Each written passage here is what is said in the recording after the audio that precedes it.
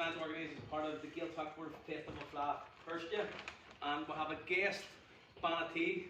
He's going to chair the event tonight, and we have under strict warning that you can't give any speeches. Anybody who knows Siobhán knows it, which is urgent. She likes to do a wee speech in between every poem, so we'll have her warned, so hopefully she's going to be on her best behaviour. But Siobhán is someone who's been involved in the writing programmes here at Glore. One of the most important ones we had was during COVID itself on Zoom, and Siobhán used that to reignite her love for poetry, and just last year she launched her own anthology. So if we're lucky, she might do one or two of her own at some stage. But I'm going to ask Siobhán to come for the evening. So Bill of us all orders Siobhán McCallin. But I'll give you a brief one anyway. Gerry Kelly, a Republican life sentence prisoner who spent time on the 1974 hunger strike and played a leading role in the Long Cash Great Escape in 1983. He was released in 1989 and became a leading member of Sinn Féin. He has been an MLA for North Belfast for over 20 years and is a member of the policing board. He has been writing poetry for 30 years, and anybody lucky enough to be friends with Gerry on social media would have been treated to his weekly poetry during the lockdown period, where he read one poem a week. I think it was a Thursday night. So I'd like to bring Gerry up, give him a big clap. Well, look, what I suspect is my story is the same as everybody's story. Right? I just think it's poetry in everybody. And it's a matter of the person deciding to take it up. And I know lots of people who wrote 1 or 2 poems and then just didn't write any more, and were very good. But they just thought it was something they wouldn't be done or whatever when you were in school and out there. I was a Powell student, I have to admit. I met my Irish teacher actually in the Coimhlinte not too long ago, Phil Stewart. And he was about 90 and still very, very lively. And he says, he introduced me to his wife, and he says, always knew this man was gonna make it big. He was a great student. I burst out laughing. Because I never passed an exam in my life until my O-levels, and I just put way through it. But just to go back to the poetry, but the one thing I did like in school and out there was poetry, and we didn't do an awful lot of it. But it just stuck with me. I like it because I think, or at least I found out, that if you have especially strong feelings, so I'll have poetry's at the present, if you have strong feelings, you can try and encapsulate it into a small, I like it because it's short. I like short poems, although I've written one about foilsithe, which is very long, which is, be happy enough I'm not going to say that one either. But that, I mean, I just think you all have it. Me trying to spoof Frank out there and all of that. What made me bring them together, I actually did bring out, and Father Des to thank for this. I was out and it was funny because we're all big macho men in jail, not, right? But you're all going around thinking you're, RTPs and all that there. And it was like, and I was shifting from wing to wing because there's a maximum security and all that there. So we're going to learn in the show and Brian Campbell and all that there, and bumping into someone new, someone didn't, and we started, sort of, it was like, if you show me yours, I show you mine.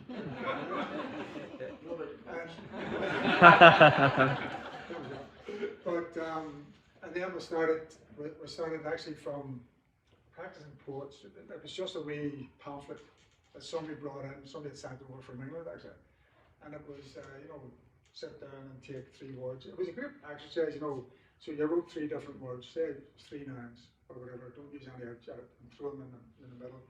And then maybe you pick 4, 5 or 6 of those, and then you pick out 3 at random, and then you would do a poem or whatever. So that started as info. And it's actually surprised me because we started this up in every wing we went into, and everybody was at it, and people had already lived, So that's all I'm going to waffle about, knowledge and resistance.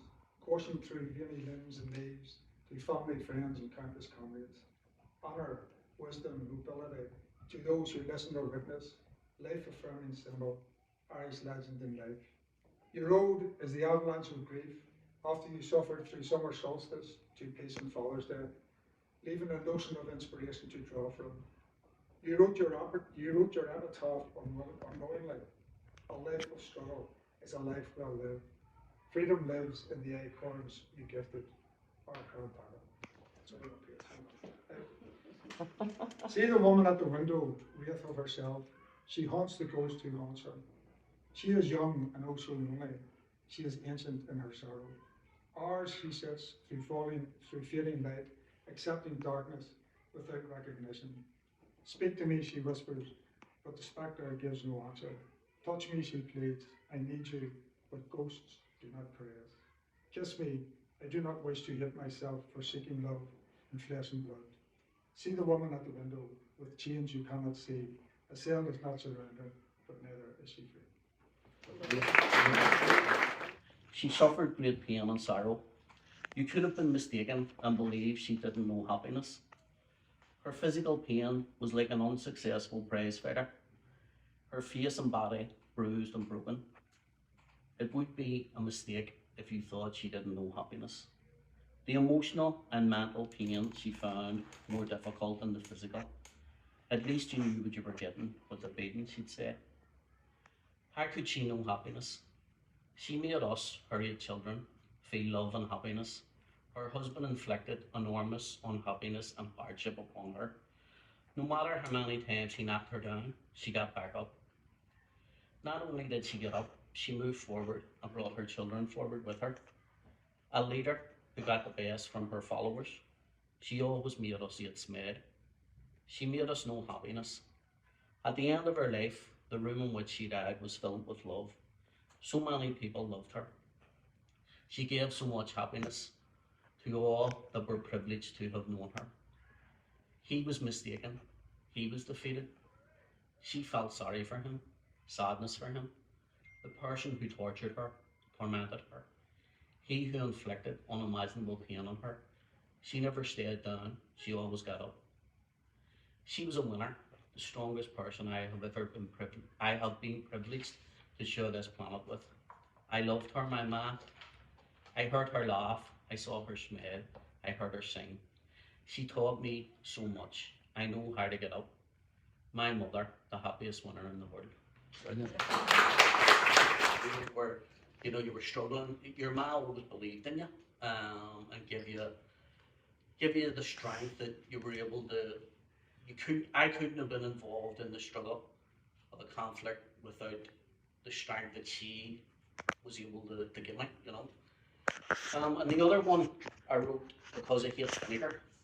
And I hate the smell of vinegar, but I realised that maybe the reason I hate it is because of the conflict. So I'll read that dead quick and sit down. Vinegar. I hate vinegar. I hate the smell, the taste, everything about it. In a restaurant, if someone is using vinegar 2 tables away, I smell it. There it stays for the rest of the night in my nose. I often wondered, like, what did vinegar ever do to me? I would see people with chips wrapped in paper, soaked in vinegar, and they loved it. Whereas for me, all I could think was, how can that get them so excited? People have often asked me, how do you not like vinegar on chips? Some have even said, vinegar is gorgeous on curry. And I'm like, Jesus Christ, don't be so dirty. I have asthma. It started again a few years ago. I've now 2 inhalers, one brown and one blue. As a child, I had it. But the doctor says he'll grow out of it. My ma would get woolen vest knitted for me. He's awful unfortunate, him, always sick, she'd say. There were the holy medals pinned to my woolen vest to keep me safe. If he runs too much, he comes in white as a ghost. He always has to lie down. He can't breathe, was something I'd often heard during childhood. God love him, was another thing I'd hear. So what's that got to do with vinegar? Every day in Belfast during the 1970s, within Republican nationalist housing estates where I grew up, shootings and bombings were daily occurrences. The IRA was at war with the British Army and vice versa. In war, they attack each other's bases. CS gas was a weapon used to attack our communities. The canisters bouncing down the street, the smoke bellowing out, filling the lungs of innocents, burning the eyes of children. But it was done in the name of the law. For every weapon, there is a defence, and ours turned out to be buckets filled with vinegar and water. The cloth covered in vinegar, water, were wrapped around your face, covering your nose and mouth. It was thought to break down the CS gas. For the sick kid that struggles to breathe, Jesus makes sure he gets a cloth over his face, and another cloth, and another. Everyone that passes him makes sure there's loads of vinegar cloths for him. I wonder, could these cloths be the reason I hated vinegar my whole life? Or here, just thinking, I wonder, was it because the British government ordered its army to use CS gas on civilians? So I have 2 poems here. Yeah, Yeah. work away. And suppose just to say, it's by way of introduction, I mean, my writing and poetry comes out of obviously a very different context. Maybe everyone's poems come out of their own individual personal context, but there's also, you know, a broader community context. And suppose mine is growing up in a village in Donegal in Carrigart in the 70s and 80s. I only moved to Belfast in 2001. So, you know, I moved post Good Friday Agreement. When I was talking to Fergal about this, things in the poems are sort of broadly around the conflict and the legacy. But it, you know, it is in this. I think it is in both of the poems. So maybe read them just sequentially. The first one's called Donegal Summer, 1976. It's one of those wild, warm days when crows dive bomb from the sky onto plates of outdoor diners whose eyes widen the size of frisbees. Their shock a petrol blue. Tin mouths spew black clouds as Ulster buses choke the street. On day release, craving some peace, the visitors pack out the gift shop, pocket the handle with care signs. But the solace they seek is not here, where runoff from the slaughterhouse infects the town's drinking water. They long to see a lark rise in the air, not pelts of dead sheep sold as rugs. Still, they stand in line for a 99, savour its vanilla numbness. So that's one of the. And then the second one is, I wrote, when I moved to Belfast, I was living down in Ross Street, off Albert Street initially, and then moved up the Glen Road, but I'm on the bike, so thankfully on the bike all the time, up and down the road. And a lot of my stuff, like, I suppose everything is just observational. It's the kind of things that you notice and you take in, and it just stick in your head, then go round and round, and you try and make something of it. So this one is called Stuckalcha, which I don't know if it is a word. It's kind of a hybrid of Irish and English. Plank yourself in the doorway of Cassidy's bar. Watch snatches of school kids' colour pass by. Drag on the butt end of your fag. Spit on the gum-flecked pavement. Pump a fist salute to a car that toots. Return to the dark interior. Curse the peelers. Shadowbox the Brits. Mop load an AK-47. Talk about the Free State, Donegal and the boys. Talk more to the dead than the living. Nip to the bookies next door. Shred beaten dockets in the rain. Check for a text from an ex, any ex. Talk about starting back on the weights. Tell your ma you'll call it the weekend. Blame the oranges. Blame the sellout bastards. Blame that bitch is our one. Blame the stupid prick of a foreman. Eyeball that wanker at the far end of the bar. Ball your fists inside your pockets. Order another pint and a jemmy. Shoot out every street light. Double bolt your door. Keep the TV on all night. Tell those crazy starlings to give over.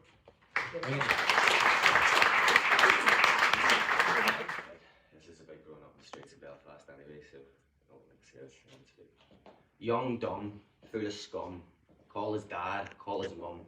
Growing up on these streets, we were young pretenders. Young scum, kick his bum. Where the fuck they get him from? Growing up on these streets, we were young offenders. We thought we knew it all. We thought we had it all. Looking back, we were so small. Little rabbits in a box, little pigs in a cage, big bad wolves with so much rage. It's time to turn the other page. It's time to seek your inner siege. It's time for us to blow it down. Blow it down. Dirty deeds all around, dirty wars from the crown, dirty deeds all around, dirty wars, all these clowns, telling us what to do, telling us what to know, yet the stupid shit they show. People learn from example, give them truth and keep it ample. People learn from example, give them things that make them strong, let them know that they belong. It's giving something good to see, it's giving something good to be. Growing up on these streets, we were young pretenders. Growing up on these streets, we were young offenders. Now all the stupid politics is full of raving lunatics, fucking with their class laws, brass necks, fuck facts, more tax, living off the people's backs. Relax you get your brew. Fuck you. Let's stand and play our part. Let's do it from the heart. No more living in this cage. Break the box with your rage. Sing and dance, paint and draw. Hit them with your onslaught. You can do it, so can I. There's no limit, there's no sky. Ask why. Why not?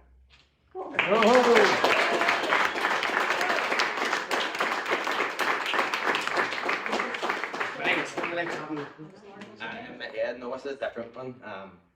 So sorry, Dad. Have I done that? Like, No, but if but you I'll try to remember it anyway. But it's about Belfast, obviously.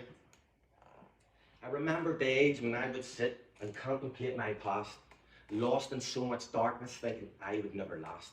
But every day I'd wake up, I'd find some hope, I'd fight, until the day I looked inside and I found a gift to write. So how can I say it, portray it on a beat? Yes, I am that little boy that roamed these Belfast streets, kissing up the alleys, hopping buses like young frogs, a case of beer, a barrack, and them alleys turned to bogs. The smell of piss, a lumber, tough streets but full of crack.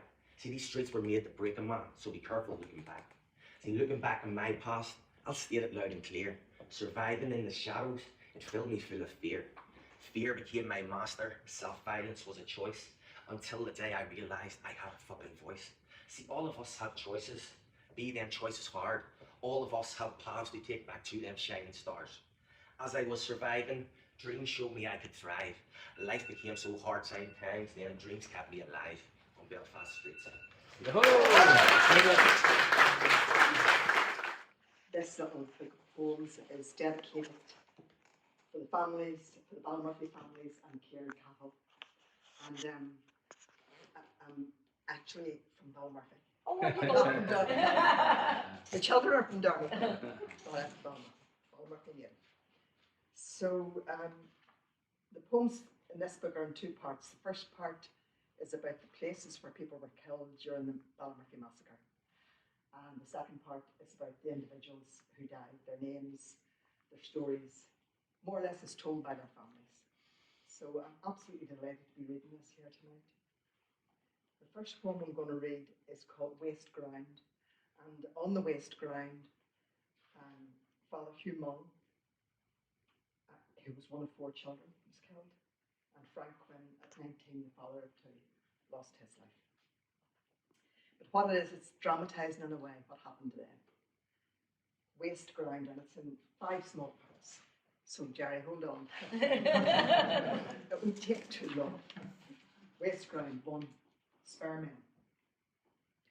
A witness at the inquest today spoke about spare men in the attachment sent to Springmartin.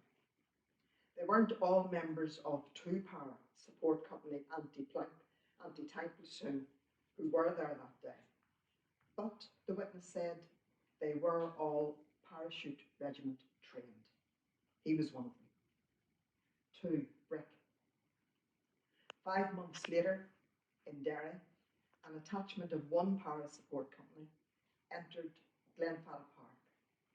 Not spare men, but a brick covering for each other. One was a crack shot with Ballymurphy experience. Saville was told in London. 4 men lay dead. 3, high ground. The attachment gets to the high ground the smart way from the mountain, ahead of Queen's Regiment. 2 remain with the vehicle. The others head to the flats, overlooking the waste ground and the action. They take some rounds and use some. Frank Quinn, Father Hugh Mullen, lost lives. 4, the stand. The man on the stand today gave the order, watch and shoot, to men whose names he no longer recalls. 1 may have been a crack shot. Another was later blown up by an IRA landmine. The witness fired 7 rounds. Another soldier, he says, fired 1. At gunmen only. Yes, they talk at regimental reunions about the Falklands. Never Ballymurphy.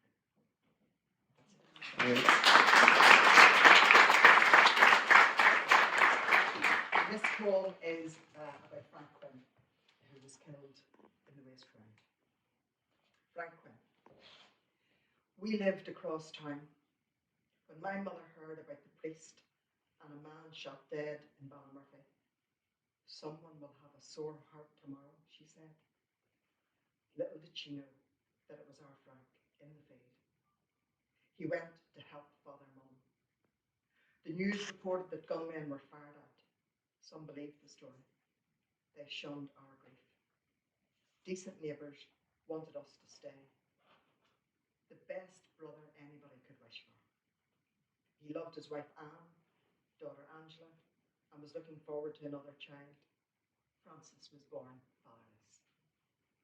Their sore hearts never mended. We've waited a long time to hear the word said and truth told, innocent. Thank you. If I can, is it okay? Do Yes. two more? Yes, please. Go ahead. This one is White Rock Road. One orders. The sapper driving a digger up the White Rock Road wears a red beret to look like the paras in the pig coming behind. They are under orders to dismantle the barricades in West Belfast. It is day 2 of internment in Ballymurphy. 2. Search. 5 lives are lost. 1 family search for their father, last seen in the Mansfield. The place is in an uproar. Rumours are rife. Those who can get the children out.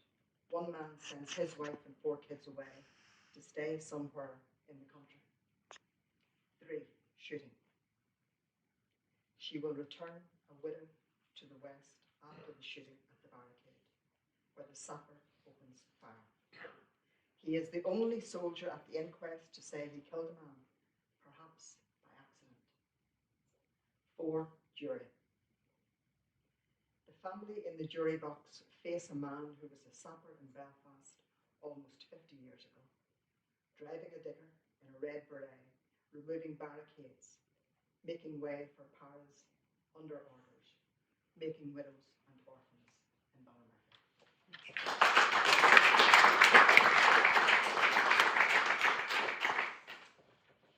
The last one, as I say, is a series of poems about each of the people who lost their lives. This last one is John James McCallin.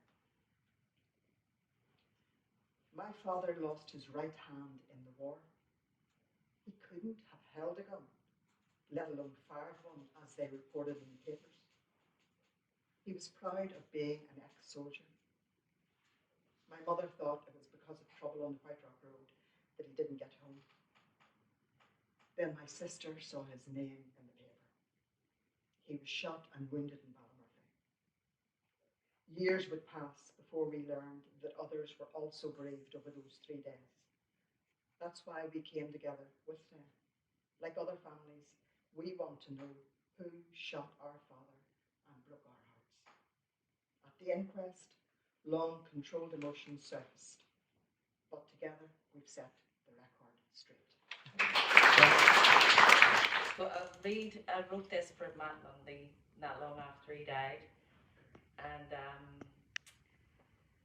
whenever Matt died it was really sunny, and I remember going, it shouldn't be sunny. But then just after he was buried was when it got really foggy, and sometimes words just come out of you, and this just came out of me. So I'll do the Irish first. I give near Matt. So to cinn fin a cael siogin. Bwy lahar mohin yn talw fwy'n argos y mi chofrwn. Yn mohu cosol y cri talwyn. Yn y wyl na hir cri yn y gyffoel i bwynch tŵ slwyn. Tamwyd sy'n idirlyn. Yn sbwas ydyr fioch bwg y sbwas. Tyn ter chimpel arin, trom agus mi compordach. Acha asjach at y ciawr agus dillier. Ik Johnny yn daised yr cw agus celery. Cwn ac fedr linde enw malagach a wahu sudon sioni smon. Agus I celery grw tiogin yn ar seal dyr carfi. Mahin chain ac me yn seal margin ar reish, agus ni fe. Be lorag dy wash le mahu gyjo. Ac be lorag lwcwyr dy hiel bioan sy'n yr chyn crihe gyjon yn yor. squasana til a líniú níis leis an inspraid a dátu. Béis siad línta leis an waithlis agus an gra thug tú go flaigfil agus tú bia. Cábhfuil an foiniú sin a níis. An foiniú chuirmide le faoi gasa. Mar a déag foiniú cruthú nó scris, caithí foiniú chumór sin go áitiúla. Cén rach go tugad in éise cara. Is féidir lom tú a hailí le linnear íbhil ar da a. Tú ar bhís go bhacha tú róine, agus tú ré leis na scéalta ar rin sin ar fad. Ré chun muid a fróirú ar an chéad aistir dríoch tú eile. Is cinse go bhfuil an bunclach é gachlam faoin ar gasa. Ach rud amháin tá mé cinse de, chopi an tam ar a wachian an dúchraid sin soccer éis. Nós tasa lug síos dúine. Calú sa a watha. That's the art.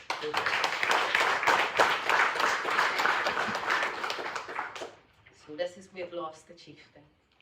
At the moment, the ground beneath our feet feels unsteady. Like there's been an earthquake and the aftershocks are still tripping us up.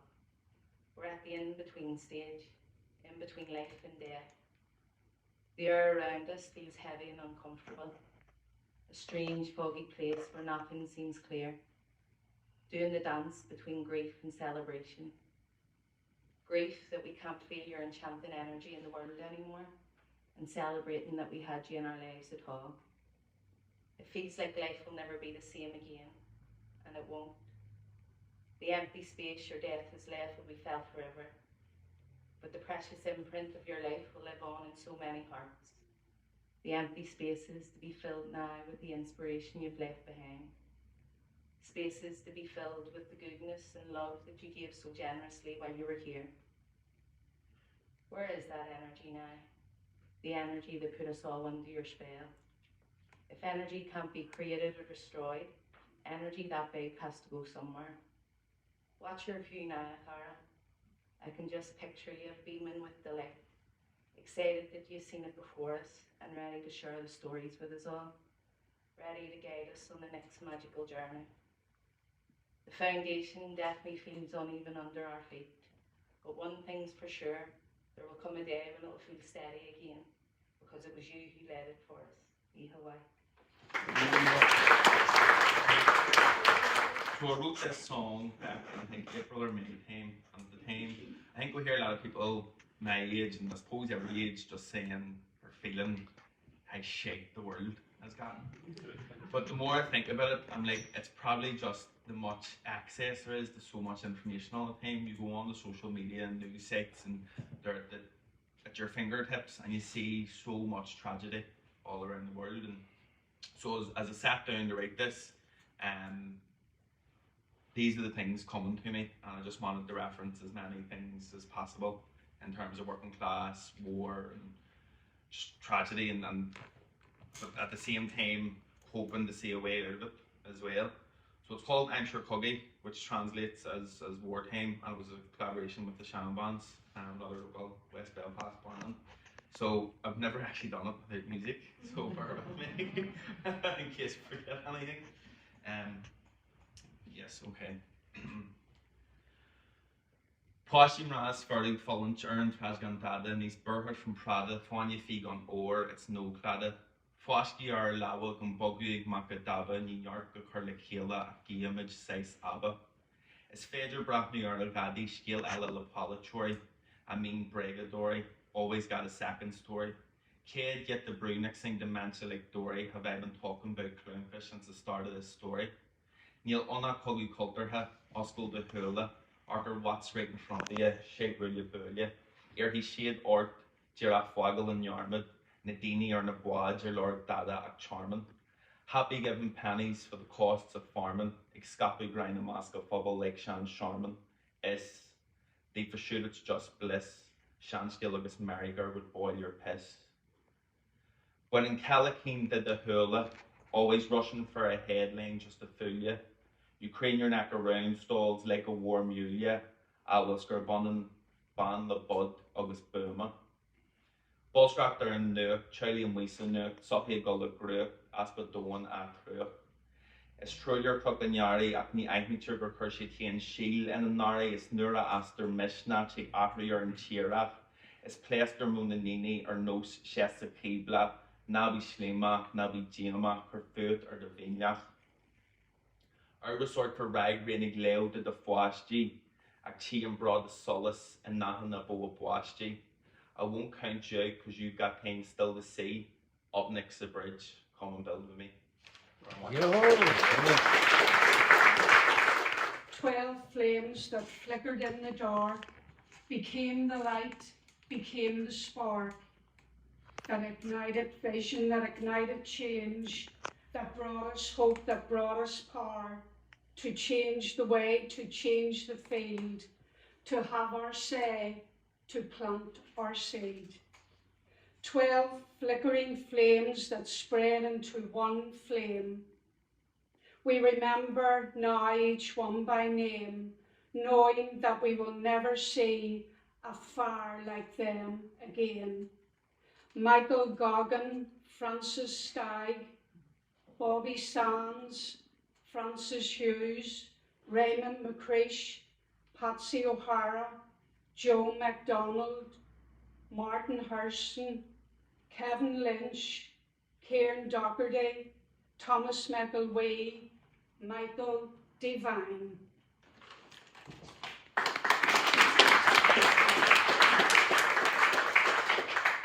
This is a tribute to Joe MacDonald. H Block has lost its locks. It stands desolate and crumbling. Like its wicked prison guards, no one cares about its rumbling. H Block Hell, they named it well, where screws were 9 a dozen, but the men who wore no prison clothes were freer than their jailers. For truth defies the many lies a uniform can cover, and greater love has no man than to give his life for a brother. One such man from Lenadoon, Joe MacDonald was his name. He wore his truth in a blanket. In silence, he carried his pain. Joe's cold and naked body, freedom personified. He preferred to go on hunger strike than be a criminal satisfied.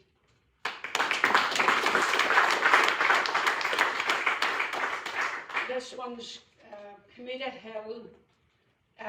Kieran Doherty was born and raised on Comida Hill, and when we were kids, they built the M1, and it was the first motorway here, and all the kids in our street, we used to sit at nights on the steps at the top of the hill and watch the cars go up and down, and we were amazed because we wondered where all these cars were going to and where were they coming from, because our world ended at the chapel. We were all parochial kids. Most had never been on holiday in the 50s, and we never really left our areas. So we were fascinated by the M1, which at the top of Comida was far over to the left. Comida Hill. Kieran played along this grassy bank, known as Comida Hill. Cowboys, Indians, cavalry charge, and good cop. Those boyhood games were all enjoyed just there at the top, where the buttercups and daisies grew, and childhood bonds were sealed among the happy children who played there in that field. Rehearsing for the future, we made all the bodies drop, and this was how we saw the world while jumping through the sky. Good cops always win, cowboys never die. Time was kind and wonderful up on Comida High. His parents would stand and watch with pride as their sons played side by side, hurling skills like the ballroom dance that had nurtured Alfie and Margaret's romance. They were practiced daily in this field, and oh, what pleasure that sight would bring as the two young sisters would roll and sing, laugh and tumble. A family's love and closeness worn like a sparkling eternity ring. Belfast lights shone bright at night. Kieran watched them from the hill, marvelling at the M1 where nothing ever stood still. All the moving eyes that journeyed to and fro would one day pass his prison cell. But how then was he to know? There were no lilies or black flags, hints of things to come. For children on Cometa Hill, life was innocent and fun. But too soon that summer setting upon the splendid hill would turn into a battlefield where brave men's blood would spill, and CS gas pollute the air and binlids hurt the ear as British soldiers came in tanks, destroying far and near. How we wished that all our yesterdays could once again be here. Perhaps in a stolen moment, in the middle of some night, there between the barricades and waiting for the light, Kieran told to Seán McDermott they'd win the coming fight, for on their side were comrades brave, and on their side was right. And somewhere in that moment, if Maria Farrell was standing near, they'd talk about things deeply, perhaps, and how for them death held no fear. Where Kieran played and fought, the boy, the man, the friend, the teammate, the warrior, our own Culcullen and more. We remember him then, and still, moving like a giant with hurling hand, playing the game, true to himself with his unbreakable will. His name is now carved in rock on top of Cometa Hill.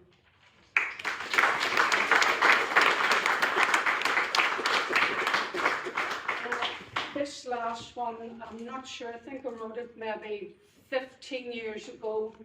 It was after the Crown closed down and you could get in to view it. And for anybody that hasn't been in it, that's the tunnel that I didn't walk through it because I was interned, but my two brothers walked through it, my father walked through it, countless cousins walked through it, and it was really inspiring to see at that time because the jail was closed. The tunnel.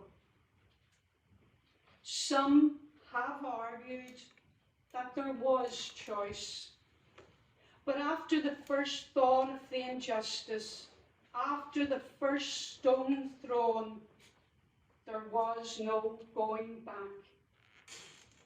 Now, 40 years later, I have survived, reached manhood, unlike many I know, and I stand at the entrance to the tunnel that sent thousands to an unkind, unforgiving place.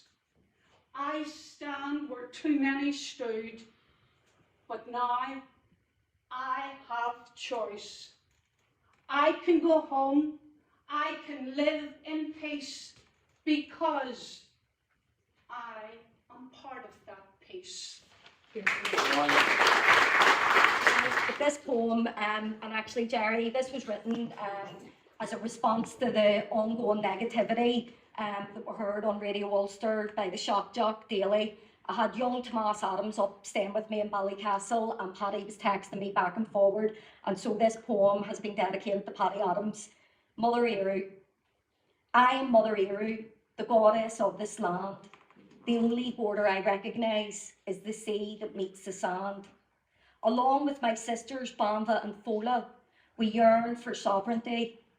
Until this island is unified at peace, I just can't get off my knees. But the DNA of the Dagda runs like river in the veins of my children's blood. They have had to withstand invasion, plunder, famine, death and flood. When others came and invaded, they tried to force their way and their tradition, but the pride in Mother Ireland ensured my children fought with resistance and sedation. Spread across my forebrain fields, tales of ancient chieftains and Gaelic kings.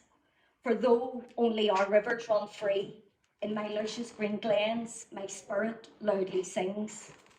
My children speak their mother tongue, the soul of this small nation, the mocking and belittling, the last kick of a dying colonial desperation.